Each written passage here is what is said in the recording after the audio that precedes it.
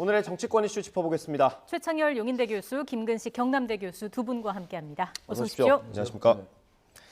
네, 오늘 민주당 얘기부터 해보겠습니다. 이재명 대표가 이제 내일이면 검찰에 출석해서 조사를 받는데 어제부터 이 대표는 지금 전북으로 내려가 있습니다. 어제 정읍과 전주에 있었는데 거기서 무슨 얘기를 했는지 저희가 영상으로 준비했습니다. 보고 대담 시작하겠습니다.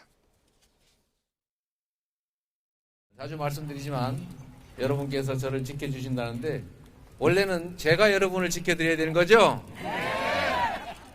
잘 지켜주시면 저도 열심히 지키도록 하겠습니다. 네. 힘내십시오. 그러나 여러분, 저는 삼필 규정을 믿습니다. 우리 각자가 진짜 이 나라의 주인으로서 행동해야 대접받을 수 있다는 거, 그 사실을 알아야 될 뿐만 아니라 행동해야 될 때가 됐습니다. 행동하지 않는 양심은 악의 편이다. 제가 좋아하는 우리 김대중 선생의 말씀입니다. 할 수 있는 게 없다면 담벼락이 되고 고함이라도 질러라. 왜 고함만 지릅니까? 지금은 손가락을 쓰면 되는데. 요거 엄지손가락 쓰면 되잖아요, 그죠? 이게 사실은 경청 투어라는 이름으로 진행이 되는 겁니다. 지금은 호남에 가 있고요. 어떻게 보셨어요? 그러니까 민생을 챙기고 현장을 챙긴다는 그 이제 취지로 전국을 돌아다니면서 경청 투어 한다는 건데요.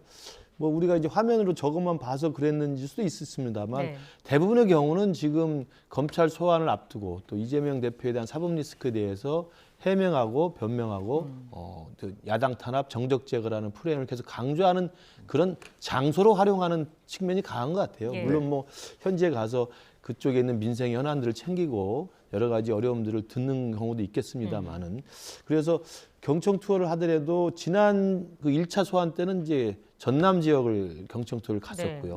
이번에는 내일 소환을 앞두고 지금 전북을 가 있기 때문에 전남과 전북, 광주라는 지역이 이제 민주당으로서는 가장 강세 아니겠습니까? 거기 가서 지지자들의 많은 어떤 그 격려, 지지, 응원 이걸 받고 길을 좀 받아가지고 아마 검찰 소환에 임하려고 하는 측면이 있는 것 같고요. 그 무엇보다도 지금 이재명 대표에게 가해지고 있는 사법 리스크라는 것은 제가 누차 말씀드립니다만 지금 민주당이 일관되게 발신하고 있는 무슨 뭐 야당을 탄압하고 정적을 제거하고 뭐 포괄적인 검찰 수사이고 이렇게 이야기를 하는 것이 국민들이 판단할 문제이고 지금 대한민국의 정치사에 있어서 독재 정권, 특히 군사 독재 정권이 야당을 탄압하고 정적을 제거했던 것은 79년에 당시 박정희 대통령이 김영삼 당시 신민당 총재를 제명한 거. 그다음에 81년에 80년 광주 민주화운동 이후에 김대중 당시 총재를 당시 신군부가 그 내란 배후 혐의로 해가지고 사형 선고를 내린 거. 이게 가장 대표적인 당시의 독재 정권이 정적을 제거한 사건이라고 볼 수 있는 거죠. 그 이외에 야당의 대표든 뭐 여당의 대표든 그다음 정치인들이 검찰에 불려나가서 소환되고 기소되고 재판받고 감옥 갔던 건 대부분 돈과 관련된 비리 혐의입니다. 이걸 가지고 그 같은 급으로 이야기한다는 걸 국민들이 누가 납득하겠습니까? 저는 민주당이 계속 이렇게 정적 제거 뭐 야당 탄압 프레임으로 가는 것을 과연 언제까지 지속할 수 있을지 참 저는 의아할 따름입니다. 네. 그렇게 내용을 들어보면은 일단 뭐 자신의 무고함을 강조하기도 하고 검찰을 강하게 비판하기도 했는데 일반 국민은 이 연설, 이 심경을 어떻게 받아들였을까요? 여론조사를 보면은 검찰의 수사가 정당하다는 조사가 좀 높아요. 높은데 최근에 와서 그 차이는 좀 줄어들긴 했습니다. 검찰의 뭐 탄압이라든지 야당을 탄압하는 거라든지 이런 얘기들이 많이 이제 있다 보니까 특히 야당이 그 얘기를 많이 하잖아요. 뭐 조작이다, 유린이다 이런 이제 그 수위 높은 발언도 하고 이제 이래요. 이재명 대표나 이제 야당이 민주당이 그래서 그런지 몰라도 정당 수사라는 것과 검찰이 탄압하다라는 게 줄어들긴 했다 하더라도 아직은 검찰의 수사가 정당하다는 게 많다고요. 그래서 저는 호남이라든지 지지층들은 뭐 생각이 다르긴 할 겁니다. 여론조사를 보면 그렇게 나타나니까.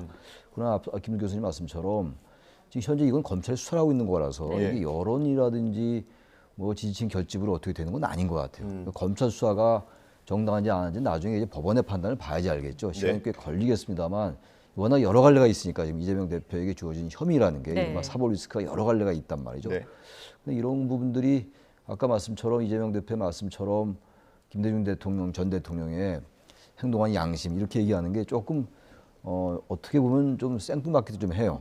이런 검찰 수사에 대해서 정확하게 해명하면 될 것 같아요. 소명하고. 근데 이거 자꾸 이제 검찰 탄압이다, 야당 탄압이고 정치 보복이다 이런 프레임으로 가는 것. 특히 이제 민주당의 모든 의원이 그런 건 아니란 말이에요. 민주당이 특히 이제 몇 명의 그 초선 의원들을 비롯해서 강성 의원들이 있어요. 강경파 의원들, 이른바 이제 친명 의원들이라는 분들이 있는데 그분들이 이런 메시지를 많이 받으시네요.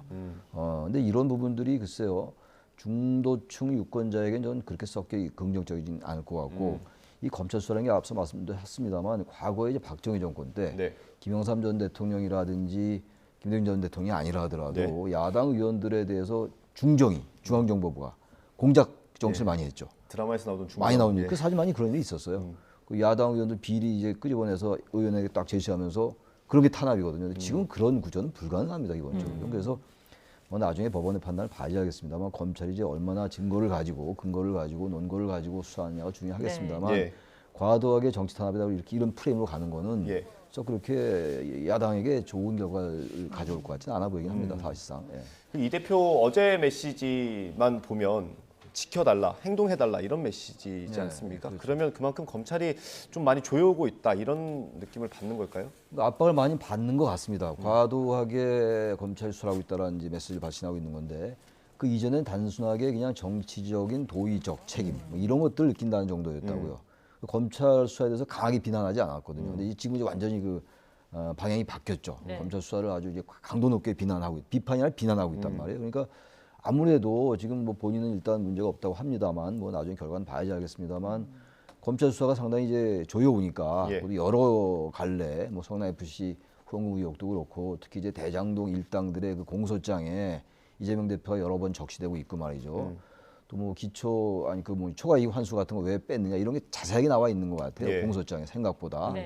단순하게 뭐 지난번에 김만배 씨 추가 기소할 때 그 김만배의 지분을 반을 이재명 대표 측이 간다는 걸 유동규에게 얘기하고 유동규가 정진상 실장한테 얘기하고 정진상 전 실장이 이재명 대표 보고했다는 게 나왔단 말이에요. 그러니까 그런 부분들은 이제 이재명 대표로서는 상당히 그 뭐가 진실인지 모르겠습니다만 어쨌든 상당히 압박을 느낄 만하다고 봅니다.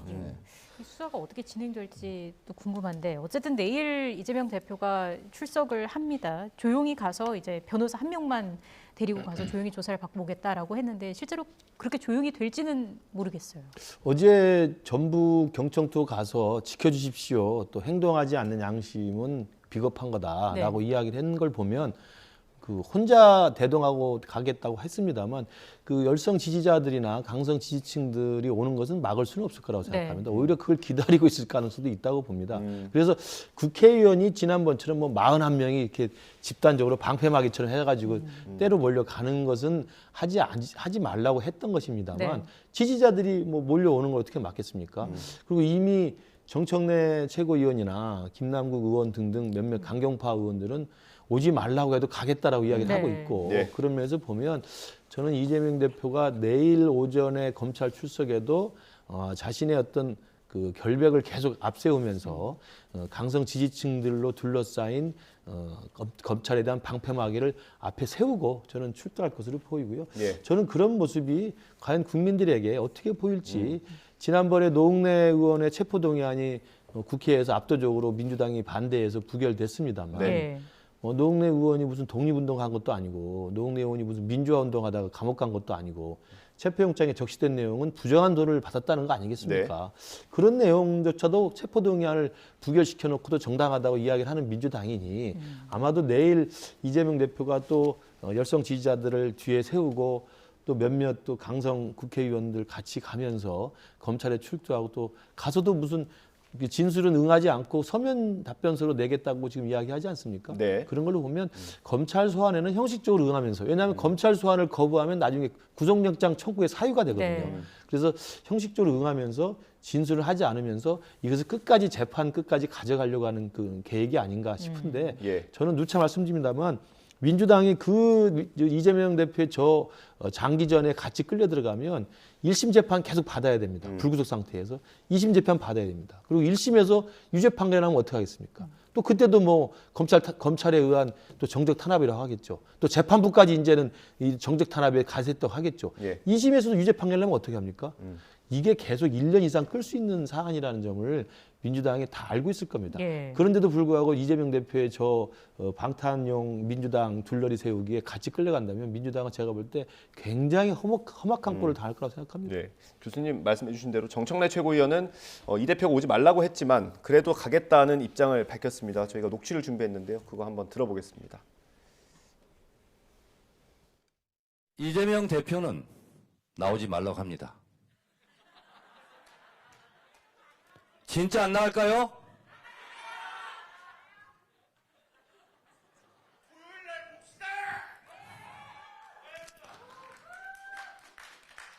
제가 옆에 앉아 있는데 정치구님 올라가서 제발 그런 말씀 하지 마세요. 됐어요. 제가 그냥 알아서 합니다. 그냥 계세요.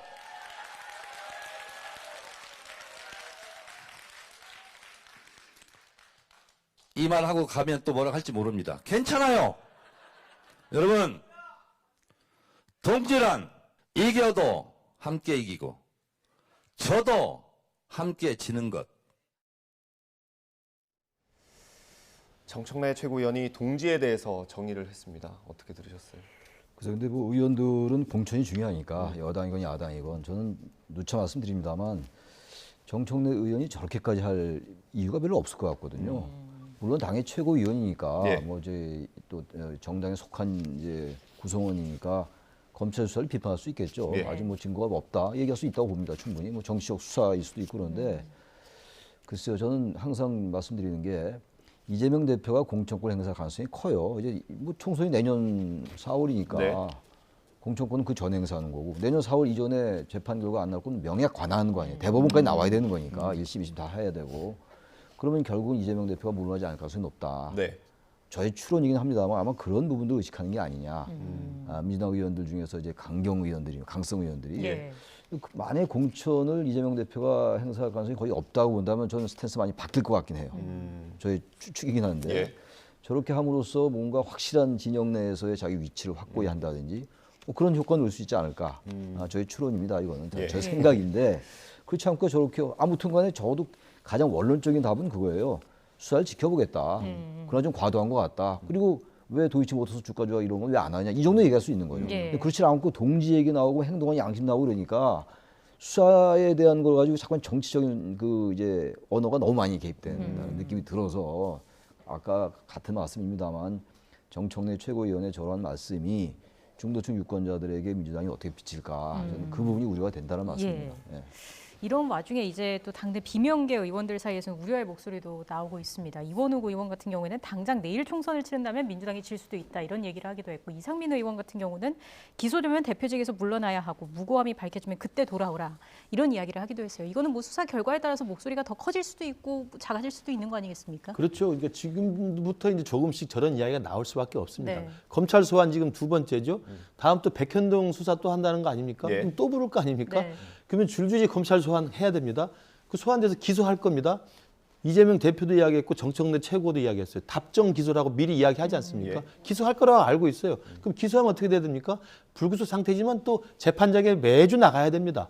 제1야당 대표를 유지하면서 재판장의 사건이 또 여러 개이기 때문에 일주일에 몇 번씩 가야 될지 몰라요. 병합을 하지 않는 이상 예. 재판장에 계속 가야 됩니다. 그리고 6개월 안에 1심 판결이 나게 돼 있습니다. 선고가 나게 돼 네. 있습니다. 1심 판결 나면 또 어떻게 할 겁니까? 그러니까 아마 이런 사법 리스크가 시계가 체각체각 계속 진전이 되는 상황에 따라서 지금 이원욱 의원이나 몇몇 의원들 이상민 의원처럼 이게 기소가 될 경우에는 좀 당과 분리해야 된다는 이야기가 지금은 소수인 것처럼 보입니다만 예. 저는 갈수록 소리가 커질 것이다. 왜냐하면 공천 때문에 지금은 이재명 대표 옆에 서 있을 수밖에 없는 상황도 있겠지만 왜냐하면 이재명 대표의 지금까지 인생을 살아온 스타일로 봐서 옥중 공천도 불사할 뿐이라고 저는 생각합니다. 옥에 가서 감옥에 있어도 공천을 끝까지 하실 것이고 결재도장 찍을 걸로 보이니까 당연히 거기서부터 물러나기 힘든 의원들도 있습니다만 그렇지만 지금 민주당 내 일각에서 제가 듣기로도 빨리 그럼 증거가 나왔으면 좋겠다 차라리. 차라리 증거가 나왔으면 좋겠다는 이야기도 어제 기사에 나왔어요. 예. 확실하게 증거가 나와서 빼도 박도 못하는 게 있으면 자기들도 홀가분하게 이재명을 분리할 수 있다는 생각이 드는 거죠. 그래야지 이걸 그냥 폭탄을 안고 내년 총선까지 계속 끌고 가십시오. 지금 아까 이야기 나왔습니다만 이대로 갔다가 수도권에서는 전멸할 겁니다. 민주당이. 저도 그래서 열심히 뛰고 있습니다. 예. 그렇기 때문에 민주당에서는 이해 계산을 다 해보면 이재명 대표를 어떻게 정리해야 되고 어떻게 손질해야 될 것인가를 이제는 지금 비명계 일부 의원만 하는 것 같습니다만 갈수록 목소리가 커질 수밖에 없다. 이 상황이 분명히 될 예. 겁니다. 내일 이번 주 토요일이죠. 토요일 날 이재명 대표가 조사를 받고요. 다음 주 31일 날 그 비명계 의원들이 많이 모여 있는 포럼이죠. 민주당의 네, 길이 네. 첫 번째 토론회를 연다고 합니다. 주제가 민심으로 보는 민주당이라는 거예요. 그러니까 여론조사 얘기가 많이 나오겠죠. 그러면 이 포럼이 뭐 속해 있는 의원들은 아니라고 합니다만 그 어떤 포스트 체제를 좀 준비하는 걸로 될 수 있을까요? 아니 일단 모든 이제 정치 일정이나 정치적 이벤트는 총선에 맞춰질 수밖에 없어요. 네. 그다음 공천이잖아요. 총선 곧 공천. 공천권을 지금 당 대표가 가지고 있으니까 말씀 많이 나눴습니다만 그러나 이제 수도권 의원들 중심, 저도 같은 얘기예요. 수도권 의원들 중심으로 이분들은 내년 총선에 공천을 받는다 하더라도 총선 공천 받아도 낙선하면 그만이잖아요. 아무 예. 의미가 없는 거란 말이에요. 그렇다면 수도권이나 중도층 항상 이제 MZ 세대라고 우리가 얘기하는 이제 네. 그쪽의 세대나 계층이나 이런 지역에서 과연 승리할 수 있을 것인가에 대한 생각을 하겠죠. 그럼 정치는 결국 자기의 유불리를 따질 수밖에 없는 거니까. 그렇다면 당연히 다른 목소리가 나올 수밖에 없는 거죠. 네. 이건 뭐 다른 무슨 뭐 정치 공학 이런 걸 다 떠나서 그냥 정치인의 기본 속성이에요. 그거는 어느 시대나 그랬고 말이죠. 예. 그렇다면 지금 말씀하신 것처럼 31일 날 그 모임이 발족된다는 거 아니에요? 예. 이른바 비명계 의원들 중심으로 해가지고 네. 당연히 포스트 이재명을 생각할 수밖에 없죠. 자신들이 어려우니까. 그럼 호남에 계신 분들은 좀 다를 수 있어요. 같은 당에 속해도 지역이 어디냐, 지역구가 어디냐에 따라서 전혀 스탠스는 달라질 수 있는 거죠. 입장이 달라질 수 있는 거죠. 예. 공천을 의식하는 건 마찬가지긴 한데 설령 공천을 받더라도 떨어지면 아무 의미가 없으니까 그럼 대표를 교체하면은 얘기는 달라질 수 있는 거 아니겠어요? 그런 모습이 안 나올 수가 없죠. 당내에서. 아직은 시간이 좀 있는 것 같아도 네. 시간이 금방금방 갈 거라고요. 제각. 그렇다면 당연히 민주당의 수도권 의원들 중심으로 해가지고 그런 얘기가 나올 수밖에 없고 아마 그 반영이 31일 날 발족하는 그 모임의 성격 아닐까. 네. 당장 막 목소리가 분출되지 않는다 하더라도 아마 그쪽으로 갈 가능성이 크다고 저는 봅니다. 그 비명계 목소리가 요즘에 나오는 게 이제 이상민 의원 그리고 이원욱 의원 이 정도잖아요. 조응천 의원까지. 조응천도 있었고 근데 더 확대되는 시점이 근데 언제쯤일까요? 그 부분은 이제 조금 검찰 수사가 조금 더 구체화될 때, 또 소환을 계속 하기는 어려울 거예요. 검찰도 이제 일야당 대표에 대한 부담감이 있으니까. 그러나 검찰의 공소장 얘기가 자꾸 나오고 이러면서 뭔가 위기의식이 생기면 그 목소리는 저절로 자연스럽게 커질 수밖에 없다. 지금 이원웅, 뭐 이상민 의원, 뭐 조응천 의원 몇몇 의원밖에 없는데 그냥 지금 말을 안 하는 의원들이 상당히 많거든요. 예. 지금 장경태 의원이나 김남국 의원 이런 분들은 전혀 또 반대 친명계 의원들인데 이런 분들의 목소리가 이제 많이 나온단 말이에요. 어떻게 보면 민주당 내에서 이런 분들의 이 강성 의원들의 목소리가 과다 대표된다고 좀 보는 친구들이 있어요. 대다수 의원들은 아직 말을 못 하고 있는 거죠. 예. 공천 의식해야 되고 그러나 이대로 계속 가다가는 수도권 의원 중심으로 해가지고 이거 우리 다 지겠다. 그래서 안 하는 의원이 있을까요? 저도 생각하는데 매일 그 정치만 생각하는 분들이 좀 그래서 그런 분들 중심으로 해서 상당히 목소리가 분출될 가능성은 높다고 봅니다. 근데 민주당은 수도권의 의원들이 굉장히 많지 않습니까? 많죠. 그러니까 제가 대부분이잖아요. 드린 말씀이에요. 예, 근데 네, 그럼 대부분 침묵하고 있다는 겁니까? 왜냐하면 이제 아직도 공천권 의식하는 공천. 만약에 설령 이제 그런 이제 위기를 느낀다 하더라도 공천을 만약에 이재명 대표가 한다면은 공천을 받아서 떨어져도 의미가 없는 거지만 공천을 못 받으면 또 의미가 없는 거예요. 그런 양갈래에서 지금 아직은 좀 이렇게 이 상황을 좀 지켜보고 있는 게 아니냐. 그러나 네. 조금씩 이게 구체화되면은 입장을 정해야 되겠죠. 네. 그래서 이제 검찰 조사 그 이후가 또 중요할 것 같고요. 다음 주제로 좀 넘어가 보겠습니다. 어제 윤석열 대통령이 국민의힘 지도부와 오찬을 가졌고요. 나경원 전 의원의 전당대회 불출마 선언 바로 그 다음 날이라서 공교롭게도 과연 나 전 의원에 대한 뭐 언급이 있을까 관심이었는데 그렇지는 않는 것으로 전해지고 있습니다. 다만 윤 대통령이 이번 전당대회에 꼭 참석하겠다라는 발언이 좀 관심을 끌었는데 어쨌든 이게 그래도 투표를 다 끝낸 상황에서 참석을 하겠다 이런 결과를 보겠다 이런 의미인 거죠.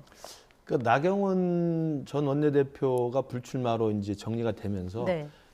대통령실 또는 윤석열 대통령이 나름대로 그리는 이번 전당대 그 디자인에는 이제 대부분의 변수가 정리가 된 거잖아요. 그래서 아마 이제 뭐 시점을 미리 정해놓은 건 아닙니다만 네.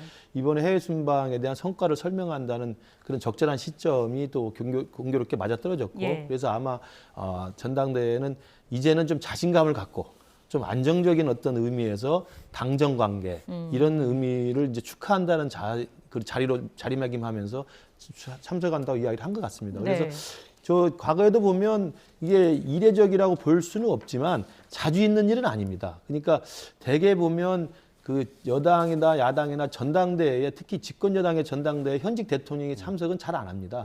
2008년인가요? 아무튼 이명박 대통령 초기에 한번 참석한 적이 있습니다. 예. 그때는 2007년에 대통령이 취임한 다음에 대통령의 그립이 강한 때였기 때문에 대통령으로서 임기가 상당히 남은 현직 대통령이니까 예. 당시 전당대회에서 당 지도부의 선출을 축하하는 그런 의미로서 아마 단합을 상징하는 자리로 참석했던 것 같고요. 예. 2016년, 8년 뒤인 2016년에 박근혜 대통령이 전당대회에 참석을 합니다. 그때는 조금 논란이 있었습니다. 예. 그때 2016년 당대표 선거는 박근혜 대통령이 물심양면으로 미는 서청원 후보하고 이른바 비박계로 이렇게 간주되었던 김무성 후보가 예. 세게 붙었던 예. 시점이었기 때문에 당시 현직 대통령인 박근혜 대통령이 참석하는 거 가지고 논란이 좀 있었죠.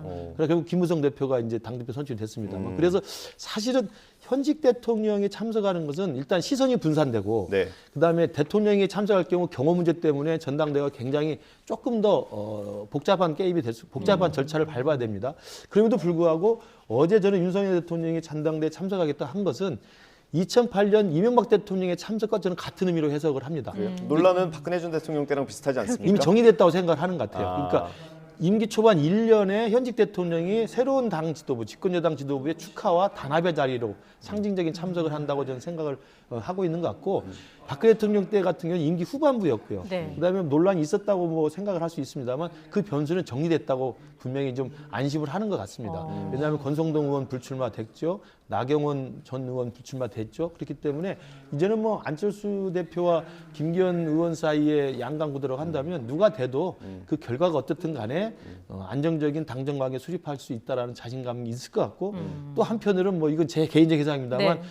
대통령실이 선호하는 후보가 될 거라는 자신감도 있지 않았나 그렇게 생각을 해봅니다. 예, 이게 뭐 보통 대통령의 일정은 뭐 당일 행사가 끝난 다음에 공지가 되기도 하는데 모르겠습니다. 당일날 이제 뭐 간다라는 직전에 공지가 있었으면 모르겠는데 한참 전에 이렇게 대통령의 발언으로 소개가 된 걸 놓고 좀 논란이 있을 수도 있을 것 같은데.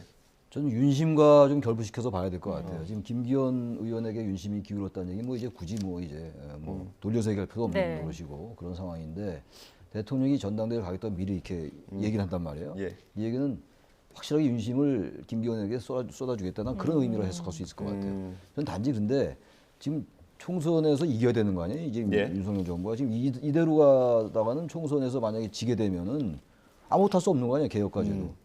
지금 이제 총선까지 야당과의 협치는 제가 볼 때 물 건너 간 것 같고 예. 뭐 양당 다 생각 없는 것 같고 이제는 네. 협치는 나눠주지 안 나오잖아요. 아예 예. 정치적으로도 아예 안 나오니까 이겨야 되는데 윤 대통령은 자신이 중심이 돼서 총선 치를 하는 것 같아요. 현재 봐서. 그래서 전당대회도 강력하게 개입하는 것 같고 사실상 당무 개입이라고 볼 수가 있다고 좀 봐요. 윤심 얘기 이 정도 있으면 이거 당무 개입이죠 사실은. 뭐 안 한다고 합니다만. 예. 당무 개입과 연장선상에 있는 거예요. 아까 네. 2014년도 전당대회도 마찬가지고. 예. 그 서청원 의원 졌잖아요 그때. 현재 김기현 의원하고 이제 안철수 의원의 지금 지지율이 뭐 여러 개 나오긴 나오는데 네네. 아무튼 대통령이 직접 김기현 의원에 대한 지원을 한다는 걸 알리기 위해서 저는 미리 공지한 게 아닌가라는 생각이 좀 들어요 정치적으로. 예. 그렇게 해석할 여지도 있다고 봅니다 저는. 오후에는 또 이제 권명호 의원, 태영호 의원 등 초선 의원들과 만찬 회동을 한 사실이 또 알려졌습니다. 이건 좀 의미를 부여할 수 있을까요? 뭐 알려지기로는 4명의 초선 현역 의원과 오후에 만난 걸로 돼 있는데요. 대부분 그 이른바 이제 윤핵관으로 분류되는 분들도 아니고 그렇다고 뭐 유승민계로 분류되는 분도 아니고 이런 아마 일종의 이제 좀 그 비주류로 분류될 수 있는 그리고 대통령과의 그동안의 관계가 이렇게 친근할 기회가 없었던 네. 그런 현역 의원들을 챙기는 것으로 저는 해석을 합니다. 예. 그렇기 때문에 대통령도 이제는 그 강한 그립을 가지고 당정 관계에 있어서 대통령 중심으로 내년 총선을 치르겠다는 입장이 강하고 예. 그게 또 현실적으로 또 불가피한 또 현실이 충분히 있습니다. 대통령에 대한 평가를 가지고 내년 총선을 치르게 돼 있기 때문에 예. 대통령과 신뢰 관계를 갖고 또 대통령과 서로 믿는 관계에서 당정 관계가 만들어져야 되기 때문에 그렇다고 한다면 지금 대통령 입장에서는 윤핵관 따로 만찬하고 또 당 지도부 만찬하고 수시로 이러저러한 관계 속에서 관저 정치 또 만찬 정치를 하고 있습니다만 네. 제가 어제 저 네 분의 초선 현역 의원을 그 초치한 걸로 봐서는 예. 앞으로도 이렇게 그룹을 좀 만들어서 그동안 좀 만날 기회가 적었던 예. 또 서로 간에 안면을 좀 트고 친분 관계를 유지하는 데 조금 기회가 부족했던 이런 이런 그 초선 의원들이나 재선 의원들이나 이런 사람들까지도 아마 시간이 되면 수시로 불러서 만남의 자리를 갖지 않을까 싶고 그렇다고 한다면 뭐 저한테도 연락이 오진 않을까 생각합니다. 연락을 기다린다는 뜻으로 받아들이겠습니다. 아니 원외 당협위원장도 이렇게 그룹핑을 해서 예. 대통령이 내년 총선 어차피 대통령 중심으로 치른다. 그리고 3월 8일 날 전당대회는 대통령과 신뢰관계 있는 당 지도부가 나올 것을 확신한다. 이런 자신감을 보여주는 자세이기 때문에 그런 단합의 상징으로서는 모든 그룹별로 다 대통령이 가능하면 많이 만나서 예. 서로 간에 의지하고 서로 신뢰하고 같은 목표를 향해서 가는 게 나쁠 게 전혀 없는 거죠. 이게 사실 이게 이제 일반 뭐 지도부가 아닌 의원들과 만난 거는 거의 처음이지 않습니까? 친윤계 의원들 빼고요. 여기 이름에 뭐 허은하 의원이나 그 김웅 의원 이름이 있었으면 어땠을까 이런 생각도 들긴 하는데. 그럼 좀 좋을 것 같아요. 저는 이 정치는 결국은 포용의 문제라고 봐요. 우리가 이 톨레랑스라고 얘기 많이 하는데 그 톨레랑스가 단순히 뭐 용서한다 이런 차원이 아니거든요. 화합한다, 받아들인다 이런 의미란 말이에요. 그러니까 허은하 의원이야말로 뭐 이준석 전 대표 예. 때 옆에 있던 대변인이고, 그러니까 좀 현재 윤석열 대통령과 각을 세웠던 의원들, 예. 뭐 어쨌든 대립각을 세웠던 의원들을 부르고 밥 먹고 이렇게 하면서 뭔가 당내에서부터 좀 화합을 좀 해 나가는 게 어떨까. 뭐 야당과 협치는 감히 제가 지금 말씀도 안 드리겠어요. 그건 얘기도 안 하고 여당 내에서도 좀 그런 모습을 보여서 네. 좀 그게 더 강한 그립인 것 같아요. 너무 친윤 의원들로 인식되는 분들하고만 자꾸 밥 먹고 식사하는 것도 좋지만 그거 중요하겠죠. 좀 그렇지 않은 분들. 그러니까 자꾸 대통령 어쨌든 간에 사실은 대통령은 이 당정 협의라는 게 있긴 있어도 예. 여야를 초월해야 되는 국정 지도자거든요. 근데 과도하게 특정 정당 여당에만 이렇게 좀 묶여 있는 것처럼 보이는 건 좋지 않거든요. 특히 여당 내에서도 이른바 친윤이라는 분들과 같이 과도하게 묶여 있는 것 같은 건 더 안 좋다고 좀 봐요. 윤 대통령은 대한민국의 대통령이거든요. 예. 대한민국 국민 뽑은 거 아닙니까? 불과 몇 표 차이 아니었다 하더라도. 근데 너무 과도하게 친윤으로 해서 그립을 강하게 갖고 총선 내중심을 치르겠다. 예. 그게 과연 총선에 어떠한 영향을 끼칠까 좀 생각해 봐야 될 것 같아요. 여러 가지 측면이 있는 거거든요. 아까 야당도 수도권 의원들을 중심으로 그런 말씀 드렸잖아요. 예. 네. 여당은 이제 수도권 의원이 별로 없다고요. 지금 지난번에 거의 완패했기 때문에. 예. 그래서 이런 모습이 덜 나오긴 하는데 어제 여당의 우리 김문식 위원장 같은 경우도 마찬가지로 수도권 아닙니까? 서울 아니에요. 예. 그러니까 이런 분들 중심으로 해서 여러 가지 너무 과도하게 친윤으로 가면은 내년 총선에서 이길 수 있을까? 지금 우리나라 양당요. 아까도 잠깐 휴게실에서 그런 얘기 했었는데 누가 더 잘하냐, 양대 정당이 누가 더 잘하냐를 경쟁하는 게 아니라 누가 못하냐. 반사이익 보는 정치가 되고 말았다고요. 예. 그런 점을 좀 대통령께서 좀 포용화합 이런 측면에서 한다면 더 좋지 않을까 모양으로 예. 그런 생각도 들기도 합니다. 알겠습니다. 전당대회 이야기로 좀 넘어가 보겠습니다. 이제 마지막 남은 변수 중 하나가 컷오프 인원이 또 아닐까 싶은데 이게 누가 올라오느냐에 따라서도 구도에 영향이 있지 않을까 싶습니다.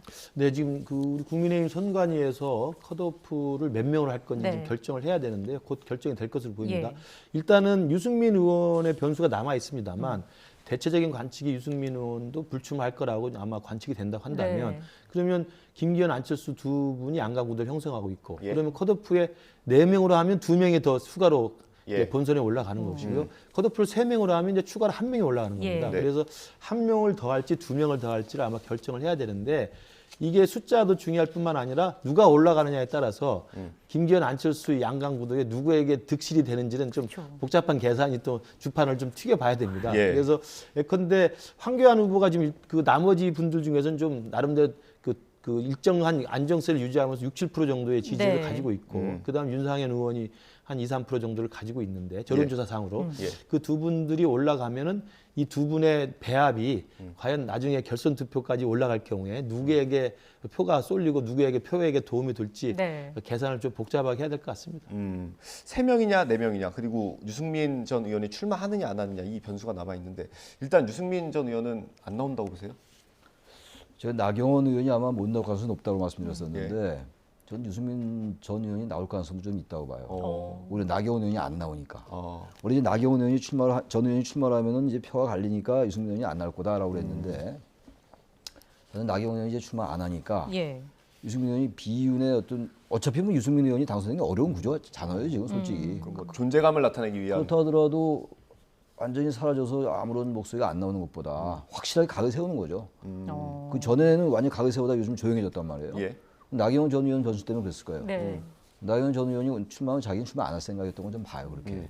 그럼 갈리니까 이쪽 비윤이. 오히려 이제 그럼 나경원과 이제 저기 김기현이 둘이 갈리니까 유승민이 나올 거다라고들 많이 봤는데 좀 그렇게 안 봤거든요. 그러니까 유승민 의원으로 전 의원으로서는 나와서 확실하게 윤 대통령과 각을 세우고 나중 내년 총선 때 뭔가를 노림직하다는 거예요. 자기 생각에. 그게 얼마나 효율적인 정치적 효능감이 있는지 별개의 문제입니다. 예. 조금 더 안 좋은 시나리오 쓴다면 총선에서 졌을 때 자기 영향력을 좀 그런 발휘할 생각할 수 수 있도록. 있겠죠. 그러니까 제가 봐도 현재로 가장 정상적인 계산을 보면 안 나올 가능성이 높아 보이는데 의외로 그렇지 않을 수 있다는 거예요. 다른 정책 계산할 수 있다는 거죠. 뭐 두고 봐야지 알겠습니다. 제 예측이 틀릴 수도 있는 거죠.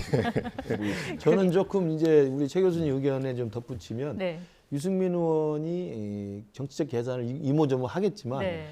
출마하지 않아도 이미 정치적 이득은 챙길 것 다 챙겼습니다. 왜냐하면 출마하기 이전에 당원 당규를 개정을 해서 100% 당심으로 바뀌었잖아요. 네. 그때 일부 논란이 있었습니다.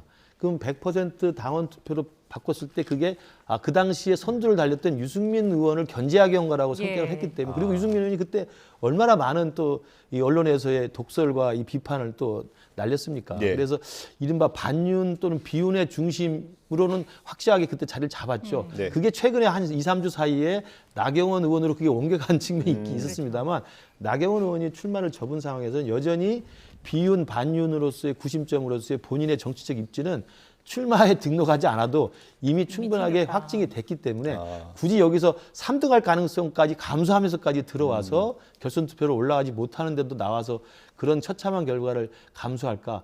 저는 개인적으로는 계산을 해보면 철저하게 정치공학적인 계산입니다만 예. 유승민의 개인적인 계산해 보면 이미 얻을 건 다 얻었다. 오히려 출마를 결정해서 들어왔을 경우에는 이미 얻어놓은 이 칩까지도 뺏길 수가 있다. 네. 이런 생각을 하지 않을까 생각합니다. 과연 어떤 선택을 할지 또 궁금해지고요. 나 전 의원이 빠지게 되면서 그 표심이 어디로 향하게 될 것인가 이게 많이 또 관심을 끌었는데 관련된 여론조사가 나왔습니다. 국민의힘 지지층을 대상으로 한 여론조사입니다. 함께 보시죠. 이게 김기현 의원이 선두를 유지했습니다마는 소폭 빠졌고요. 안철수 의원이 거의 2배 가까이 올랐습니다. 이게 나 전 의원의 그 불출마, 이 반사 이익이 안철수 의원에게 많이 집중됐다 이렇게 볼 수밖에 없는 것 저 같기도 하고요. 그래프상으로는 그렇게 볼 수밖에 예. 없는 거죠. 지금 뭐 급격하게 올랐잖아요. 네. 급상승을 했는데 나경원 전 의원이 지금 비윤으로 자리매김이 되고 안철수 의원 본인은 자신이 뭐 비윤이라고 얘기 안 합니다만 적어도 김기현 의원과 대비해서 본다면 김기현 의원은 확실한 친윤이고 예. 안철수 의원은 좀 중도적인 성격을 분명히 가지고 있거든요. 그렇게 인식돼 있는 거잖아요. 이미지가 말이죠. 그렇다면 나경원 전 의원이 친윤에서 비윤으로 자리매김이 되면서 아마 그 표가 안 의원에게 갔을 가능성이 높은 거예요. 바로 네. 저 그래프가 그걸 얘기해 예. 준다고 보고 예. 근데 여전히 아직 이제 김기현 의원이 높긴 높은데 임기 초반이기 때문에 예. 이게 결국은 대통령의 성공을 바라는 당원들 당심 100%니까 그 당심이 지금 차이 별로 안 나는데 안철수 예. 의원은 어떤 조사 또 안철수 의원이 1대1 가상대로 높은 것도 있기도 네. 있어요. 예, YTN이 했던 거는 이제 네. 나경원 전 의원의 출마 전에 양자 대결. 전에 양자 네. 대결. 근데 지금 이제 나경원 의원 출마를 안 하는 거니까 상황이 네. 바뀌었고 그런 상황이라면은 김기현 의원이 더 쏠릴 수 있어요. 대통령에게 몰아주자. 그런 이제 판단이 들 수도 있고 반대로 또 아까 말씀 충분히 나눴습니다만 과도하게 어느 한쪽으로 친윤이 나오는 게 총선에서 수도권을 중심으로 불리할 수 있다고 한다면 약간의 변화일 수 있기 때문에 그건 조금 추이를 지켜봐야 될 것 같습니다. 네. 저 차이가 오차범위 냅니다.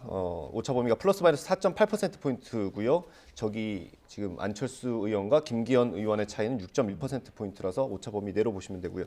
시간 이제 한 1분 반 정도 남았는데 분석 마지막으로 해주시죠. 예, 그러니까 그 나경원 의원의 변수가 사라졌기 때문에 이제는 양강 구도 속에서 결선 투표로 가느냐 안 가느냐가 첫 번째 변수가 될 겁니다. 예. 왜냐하면 2명으로 지금 거의 지지율이 다 지금 몰려 있기 때문에 예.